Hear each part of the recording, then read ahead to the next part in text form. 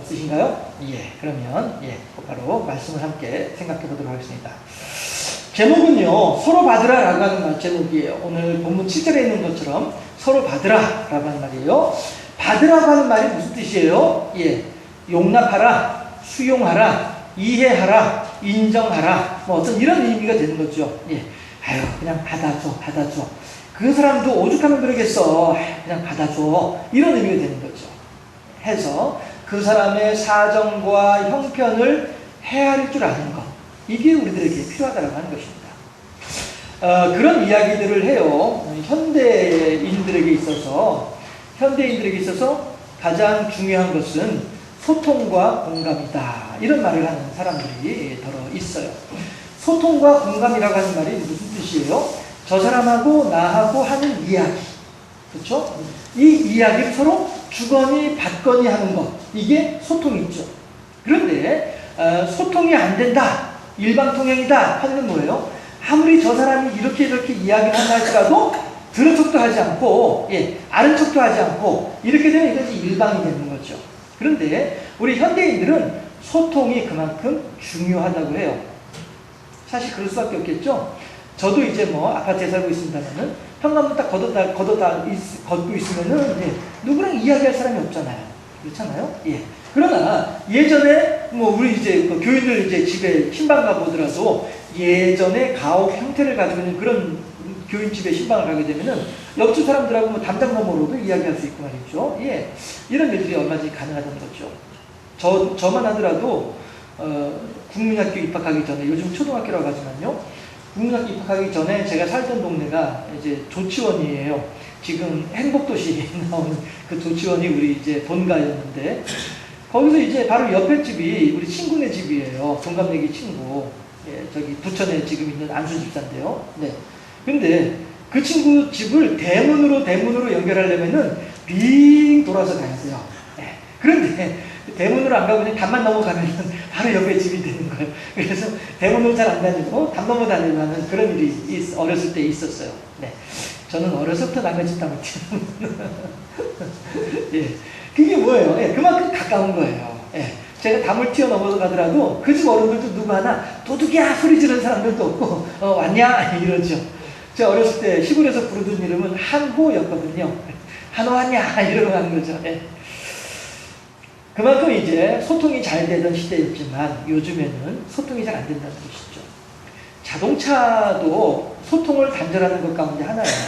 차 안에 딱 들어앉아 있으면은 바깥엔 전혀 신경 안 쓰잖아요. 그렇죠? 노래방, 우리나라에 노래방이 성행하는 이유도 저는 그런 그 방 문화의 하나로 저는 생각을 해요, 사실은. 사람들이 이 방에 딱 틀어박혀가지고 나 혼자만의 세상을 만들어 나가는 이런 것들, PC방 같은 거. PC방도 수십 명이 그 홀 안에 있지만은 다 각자 따로 놀거든요. 어쨌든지 간에 방의 문화는 그다지 좋은 문화는 아닌 것 같아요. 오늘 하나님께서는 우리 현대인들에게 하나님 말씀은 아닙니다. 현대인들이 하는 말이 소통이 참 중요한 의미를 가지게 됐다라고 얘기를 해요. 그리고 그렇게 소통하는 가운데 무엇이 발생하게 되냐면 공감이 발생하는 거죠. 아유, 그래 어떻게 하면 좋아. 아유 참 큰일 났네. 아유 맞아. 나도 어렸을 때 우리 애들 어렸을 때 그런 일 겪어봤는데 그거 보통 어려운 일 아니야. 이게 이 공감이거든요.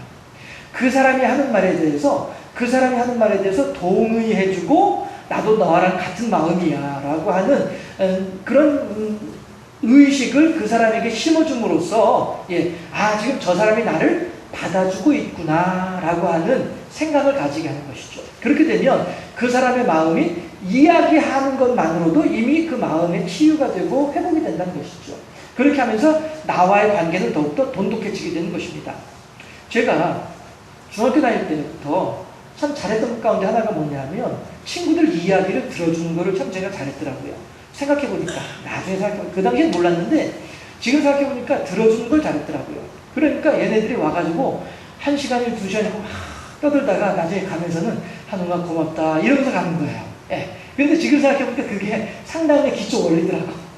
근데 그때 그냥 모르고서 하도 애가 처지가 딱해가지고 아유 그래 힘들겠다 어떻게 하면 좋으냐 그래 야 참 방법이 없네 이러고 이제 말았었는데 그게 저도 모르게 상담을 했던 거더라고요. 어쨌든 간에 현대인들에게 있어서 이렇게 소통과 공감은 중요한 의미를 가지고 있다 하는 것입니다. 했을 때에 오늘 예수님께서도 성경에서도 로마서 15장에서 받아주라는 거예요. 그 사람에 대해서 그 사람과 더불어서 소통을 하고 그 사람에 대해서 공감해 주라는 거예요. 그런데 이 소통하고 공감을 해야 될 이유가 있는데, 목적이 있는데 뭐 때문이냐? 그러면 우리가 한번 생각해 보도록 하십시오. 첫 번째 슬라이드를 보게 되면요, 우선 1절과 2절 말씀을 가지고서 하나님께서 우리들에게 뭐라고 하자면은 성도로서 할 일은, 우리 하나님께서 우리들에게, 성도들, 하나님을 믿는 우리들한테 할 일이 있다라고 하는 거예요. 그런데 그 할 일이 뭐냐 하면은, 믿음이 약한 사람들에 대해서, 믿음이 연약한 성도들에 대하여서, 첫 번째, 그들의 약점을 감당하고, 무슨 얘기냐 하면 우리가 할 수 있는 만큼 돌보아주고, 이런 뜻이 되는 거죠. 물론 그렇다고 해서 신용불량자, 또 이제 물론 여러 가지 이제 원인이 있을 수 있겠습니다만은, 내가 게으르고 일을 하지 않고 대신에 돈은 많이 쓰고 이런 사람들 있잖아요. 이렇게 해서 신용불량이 된 사람들이라고 한다면 그 사람들에게 있어서는 우리가 좀 달리 방법을 생각을 해봐야 될 필요는 있긴 하겠습니다만서도, 아무튼지 간에 우리 주변에 있는 지체들 가운데 무엇인가 남들보다 부족하고 남들보다 연약하고 힘들고 어려운 이러한 약점들이 다 있단 말이죠. 그런데 그 약점들에 대해서 우리가 모른 척하면 안 되겠다는 거예요. 모른 척하지 말고 우리가 할 수 있는 만큼은 그들을 감당하라는 거죠. 감당을 하는데 100% 완벽하게는 우리들은 감당을 못해요. 왜? 우리들도 연약에 빠져있는 인간이기 때문에 그들의 약점을 100%는 우리가 감당할 수는 없어요. 하지만은 우리가 할 수 있는 만큼 최선을 다해서 그들을 돌봐주고 살펴줄 수 있는 이런 약점을 감당하는 일이 우리들에게 필요하다. 성도는 믿음이 약한 성도의 약점을 감당해야만 하겠다라고 하는 것이죠. 그 다음에 또 1절 2절에서 말하는 두 번째, 우리 성도들로서 마땅히 해야 할 일이 있다고 한다면요, 두 번째가 뭐냐 하면은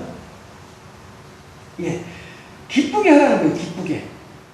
그 사람이 지금 형편과 처지가 딱하고 어려워지다 보니까 그냥 우리 흔히 하는 말로 코가 이렇게 막 석자나 빠져있는, 코가 쑥 빠져있는 이 상태에서 그 사람을 위로하고 감당함으로써 그 사람의 어렵고 약한 점들을 우리가 할 수 있는 만큼 감당해서 돌봐주고 사랑해주고 섬겨줌으로 말미암아 그 사람들로 하여금 기쁘게 하라는 거예요.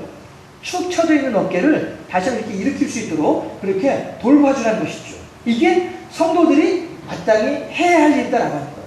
약점을 감당함으로써 그 약한 약점을 가지고 있는 성도로 하여금 기쁘게 할 수 있도록, 그 말은 뭐예요? 회복할 수 있도록 도와주라는 얘기죠. 회복할 수 있도록 도와주라. 그런데 그렇게 함으로써 어떻게 하라고요?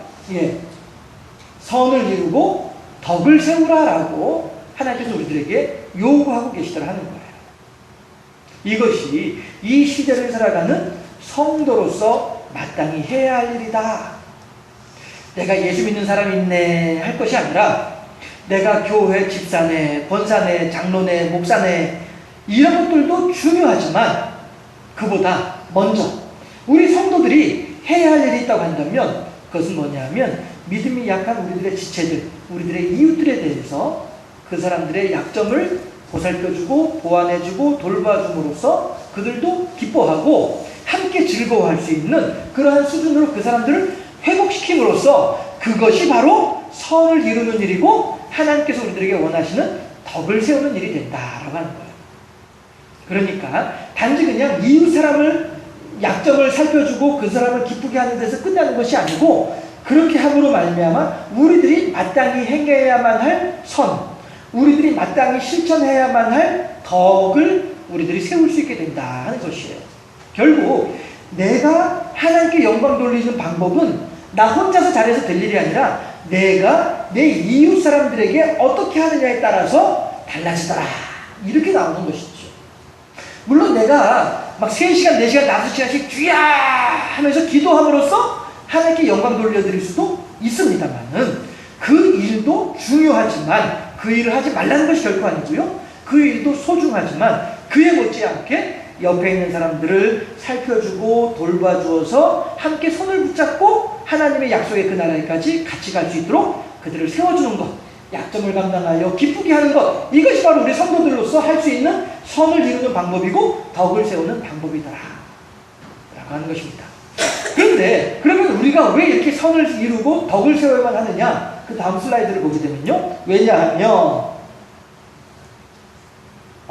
계속 넘겨주세요. 이게 지난번에 했던 걸 그대로 이제 가지고 글씨로 바꾸다 보니까 애니메이션이 그대로 남아있어서 그래요. 왜냐하면 왜 우리가 이렇게 덕을 세우고 선을 이루어야만 하겠느냐라고 하게 되면요, 그리스도께서 하신 일이기 때문에 그래요. 3절 말씀 함께 읽어볼까요? 오늘 본문 15장 3절 말씀 함께 합독합니다. 그리스도께서도 자기를 기쁘게 하지 아니하셨나니 기록된 바 주를 비방하는 자들의 비방이 내게 미쳤나이다 함과 같으니라.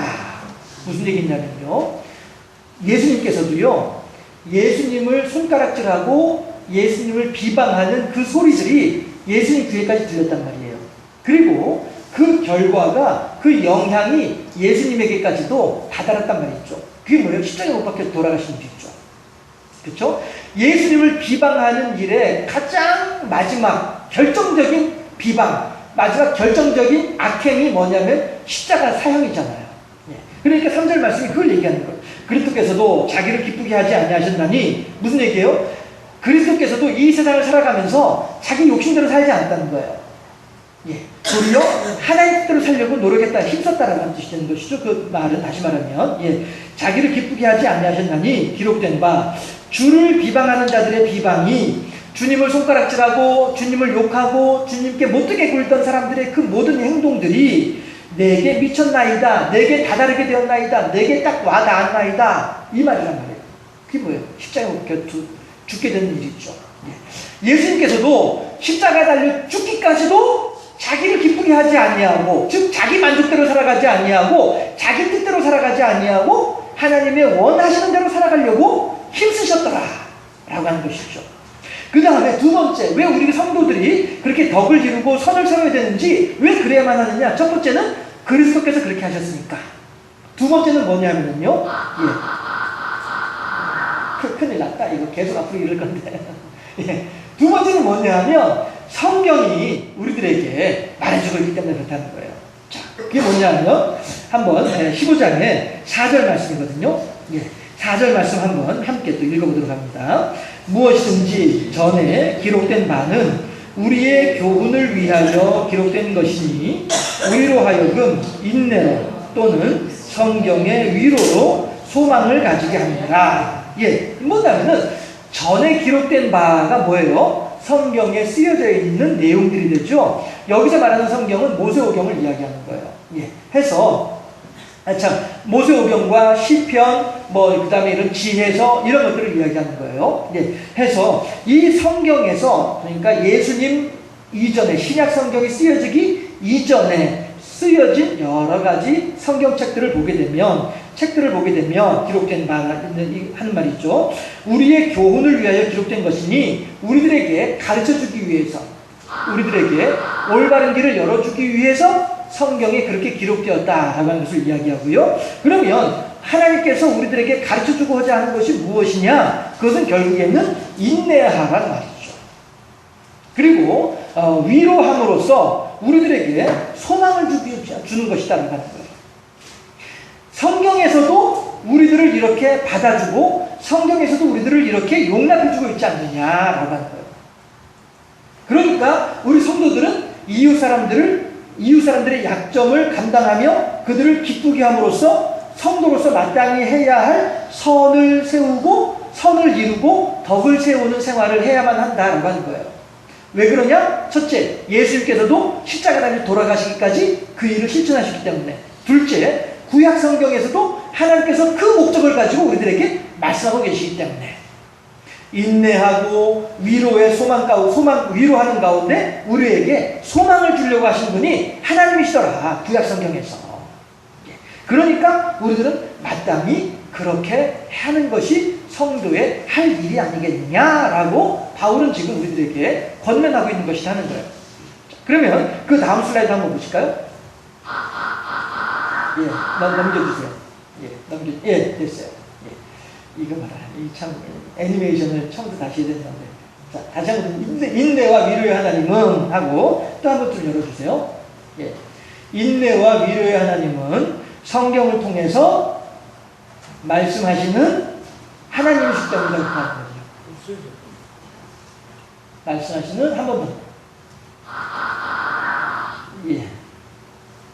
더 안 나와요? 그렇구나.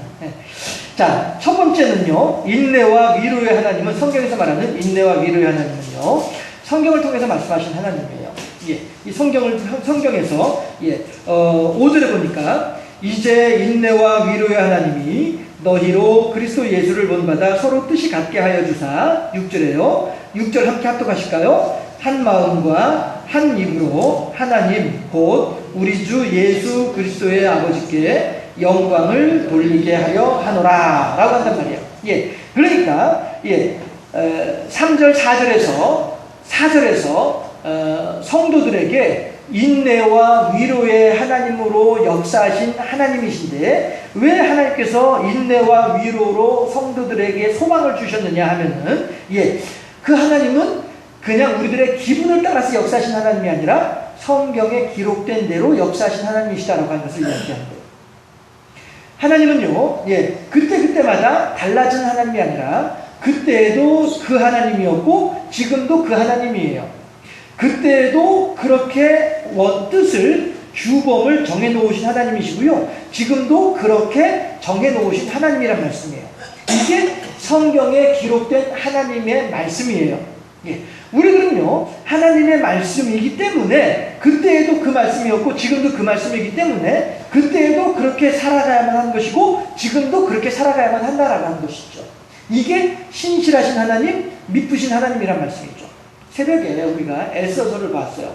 에스더서를 보는데 거기 보면은 아하수에로 임금이 비록 잘못 판단해가지고 잘못된 방향의 명령을 내렸음에도 불구하고 일단 그게 왕의 명령이기 때문에 변경할 수 없는 거예요.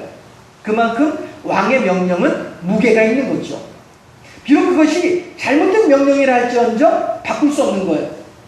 하물며 사람의 명령도 바꿀 수 없는데 하나님의 명령, 성경에 적혀져 있는 하나님의 명령은 바꿀 수도 없거니와 사람은 잘못된 명령을 내릴 수 있을지 몰라도 하나님의 명령은 잘못될 게 없잖아요. 그렇잖아요. 그렇다면 사람의 명령도 이렇게 준행하는데 하나님의 명령은 얼마나 더 준행하는 것이 마땅하겠느냐라고 하는 것이죠. 그래서 인내와 위로의 하나님, 우리 성도들을 위로하고 우리 성도들에게 인내 가운데에서 소망을 더해주려고 하신 그 하나님은 어떤 하나님이에요? 말씀을 통해서, 약속을 통해서 말씀하신 하나님이다라고 하는 거죠. 그래서 어제나 오늘이나 동일한 하나님이시고요, 변개함이 없는 하나님이시고요, 따라서 그 하나님께서 뜻하신, 계획하심도 변함이 없다는 거예요. 그 변함이 없는 뜻하심이 뭐냐면은 2절에서 두 번째 항목에서 그리스도를 본받아서 같은 뜻으로 하나님께 영광을 돌리게 하려니라 라고 오늘 6절에서 말하고 있단 말이죠. 한 마음과 한 입으로 하나님 곧 우리 주 예수 그리스도의 아버지께 영광을 돌리게 하려 하노라. 이게 하나님께서 우리 성도들에게 약한 자들을 이웃 사람들의 약점을 감당하고 선을 세우고 덕을 이루라라고 하시는 말씀의 목적이다라고 하는 거예요. 예수님께서도 그렇게 하셨고 성경에서도 그렇게 적혀 있는데 성경에 이렇게 적어 놓으신 하나님의 뜻 또한 마찬가지로 같은 뜻이기 때문에 그렇다. 그러므로 우리 모든 성도들은 어떻게 해야 돼요? 옆에 있는 사람들을 돌봐주고 살펴주고 서로 간에 협력할 수 있는 이렇게 힘을 북돋아주는 그런 일들을 마땅히 해야만 하지 않겠느냐라고 하는 거예요.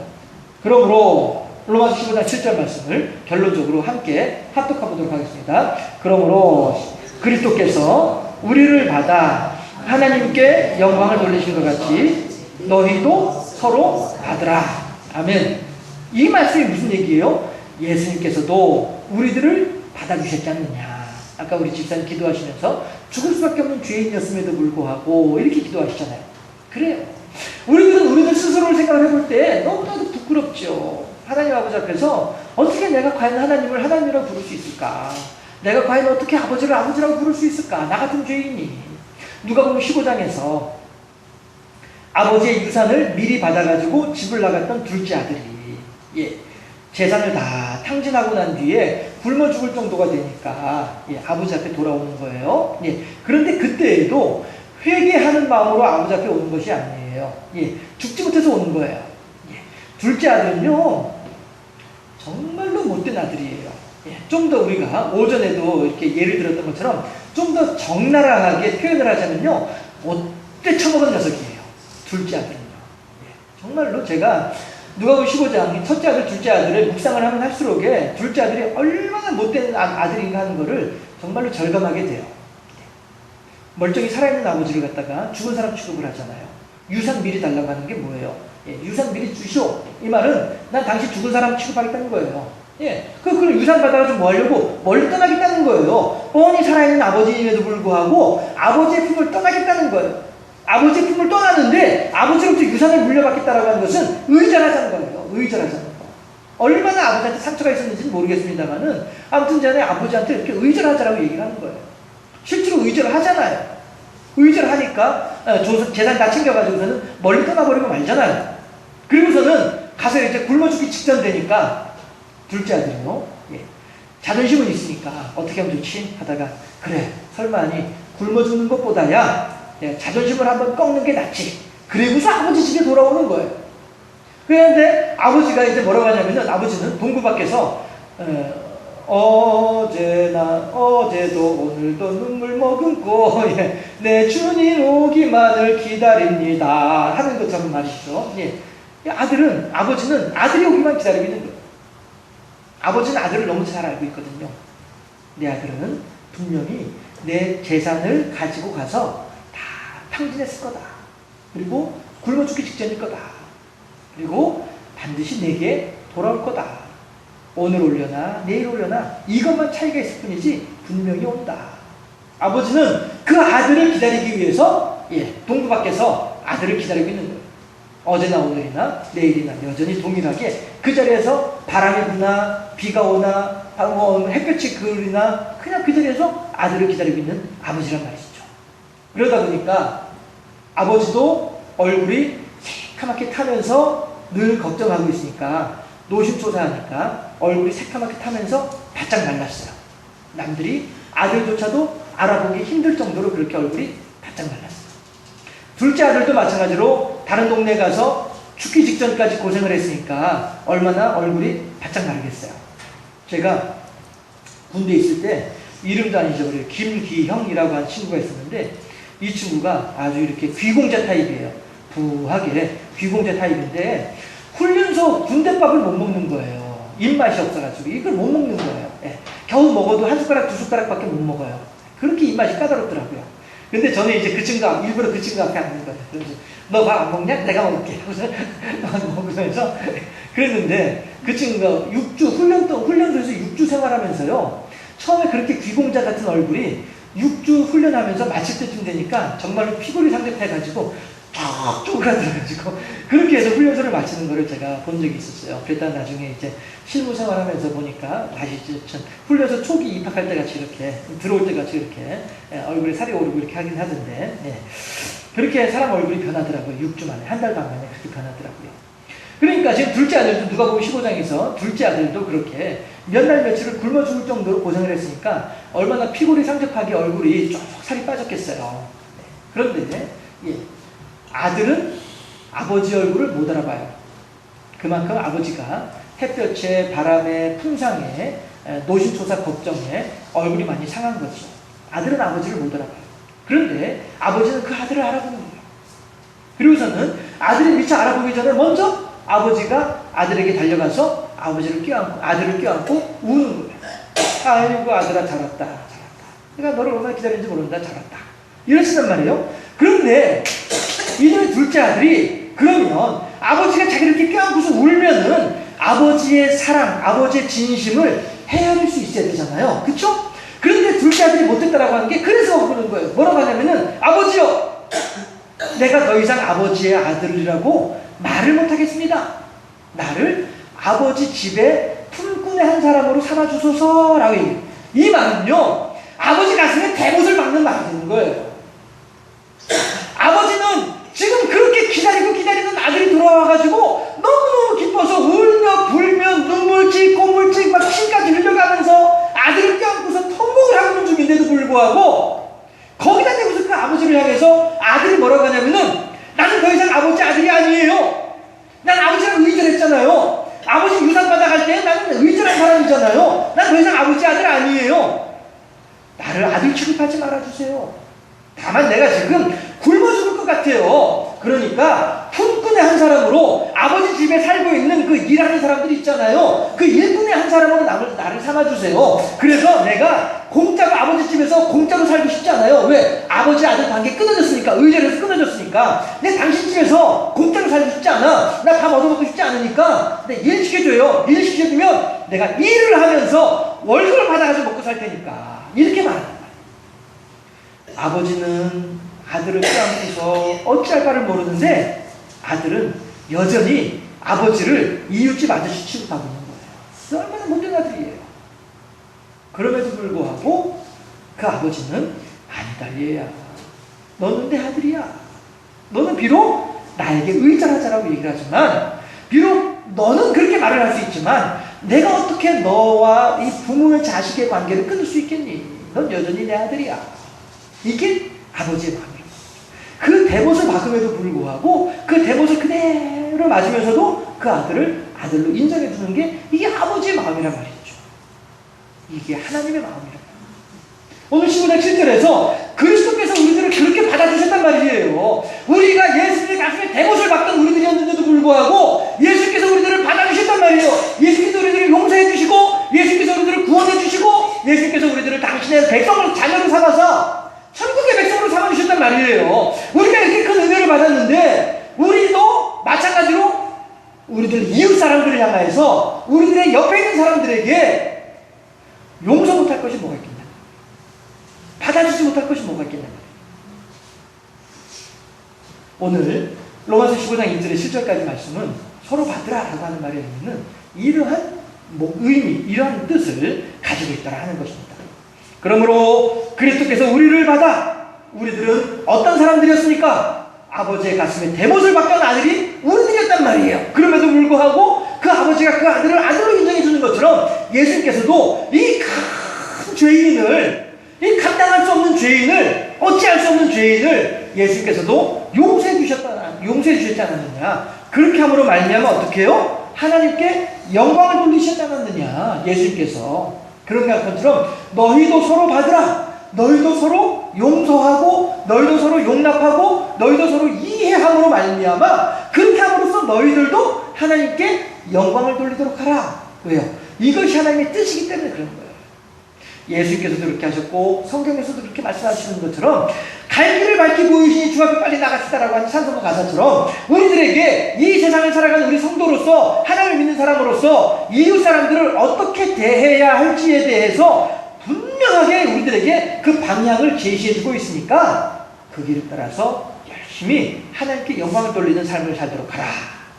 이것이 하나님께서 사도 바울을 통해서 우리들에게 주시는 하나님의 음성인 줄로 믿고 더욱더 하나님을 기쁘시게 하며 나 같은 죄인을 살려주신 하나님께 감사하며 이웃 사람들을 용납하고 수용하고 받아줄 줄 아는 하나님 뜻에 합당한 삶을 살아가는 우리 모두가 될 수 있기를 주님의 이름으로 축원합니다.